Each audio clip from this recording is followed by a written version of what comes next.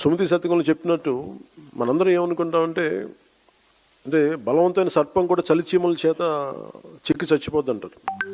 మనందరం ఏమనుకుంటాం, మనకు స్థాయి లేదులే, మనందరం చిన్న మనుషులే పెద్దలు అనుకుంటాం, ప్రతి ఒక్కరు ఈజీగా మాట్లాడేయచ్చు అనుకుంటాం. కానీ ఇలాంటి ప్రతి వ్యక్తి ఈ మధ్య మీరు చూస్తా ఉన్నారు కొంచెం కాక్రోచెస్ అనే ఇది కూడా అని నాకు సుమతి శతకం గుర్తు వచ్చింది. అంటే చాలా చిన్నగా కనిపించే క్రిమి కీటకాలు కూడా, చిన్న చీమలు కూడా ఒక బలవంతమైన సర్పాన్ని చంపేస్తాయి అన్నట్టుగా చిన్న చిన్న ఆలోచనలు ఇండివిజువల్ వ్యక్తులు వీళ్ళందరూ కూర్చొని మనకి సరైన దేశం తాలూకు గాఢతని కానీ తీవ్రతని కానీ దీని తాలూకు లోతును అర్థం చేసుకోకపోతే చాలా డివిజివ్నెస్ యాటిట్యూడ్తో మాట్లాడి దేశం తాలూకు సమగ్రతని బలి చేసేయడానికి ఎప్పుడు శక్తులు సిద్ధంగా ఉంటాయి. అలాంటి ఆలోచన ప్రవాహంలో మనం చిక్కుకోకూడదు అన్న భావన తెలియజెప్పడానికి ఈ ఢిల్లీని వేదికగా పెట్టాం.